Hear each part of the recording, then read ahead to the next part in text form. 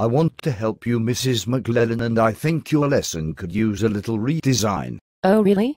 I'm listening. You have to remember that although they are in the formal operations stage, you still have to guide them in the use of logical reasoning when dealing with abstract concepts such as all the various places crickets can survive.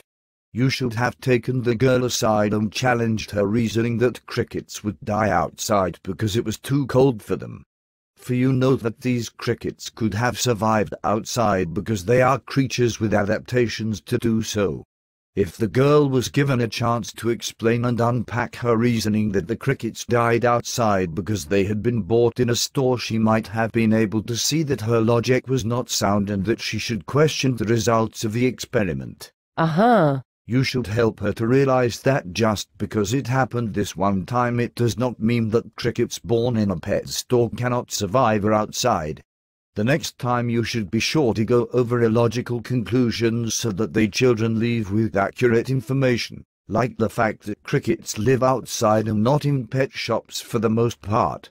You may even want to include in your assessment a section where the children go over their conclusion using logical assessment. You could use my clinical method to pose a series of probing questions to the children about whether they think their observations would be the same every time they did the experiment. You could score them based on their ability to catch flaws in their experiment based on the logical unpacking of their results. You could also do this by giving them a follow-up assignment where they test their experimental results against the current scientific knowledge about crickets, and if their results provide anomalies, have them go over possible reasons why their experiment's results are not supported by scientific concrete fact in a group setting so that they can benefit from interaction with their social environment. Well, thank you. I will have to remember that for next time.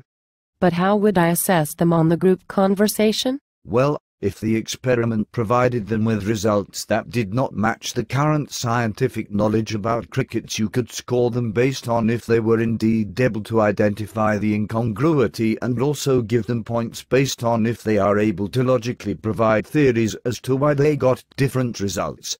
I think the objective of that assignment would be for them to evaluate their experiment's conclusions. That may be asking a lot, but kids always like a challenge, and I won't go too hard on them. But it would be fascinating to see them work through it. Thanks, John. You're pretty good at this even after being out of the game for a bit. Another thing that you might consider doing for this lesson in the future is presenting the students with puzzling phenomena about crickets that they might not be able to explain using their current schemes, and forcing them to accommodate. Granted, crickets are not the small chirpy creatures that I dedicated my life to studying, but I heard you say they have some very interesting behaviors. I'm sure that you could have puzzled the students with one or two of them. That's an interesting idea, but I tried to have the students observe the interesting behaviors on their own. Student-initiated learning, didn't you call it? Wouldn't it make it more my project and less theirs if I were to ask them directly about the interesting behaviors myself? But surely not all of those interesting behaviors are observable in a controlled classroom environment, in the limited time frame you had. You could have presented your students with a phenomenon or two you knew they wouldn't be able to observe on their own, and forced them to revise their schemes about crickets to account for the new information. This might even have helped them in their experiments, as they could have applied the new schemes when interpreting what they were seeing. Perhaps. I'll have to think about what behaviors I could present to challenge their schemes. But how would I incorporate that into my assessment rubric? Good question. But you might not even need to adjust the rubric at all. Throwing the students into disequilibrium with the puzzling behaviors, and letting them reform their equilibrium might assist the students to better perform the tasks that you already measure. Well, you've certainly given me a lot to think about, Dr. Piaget.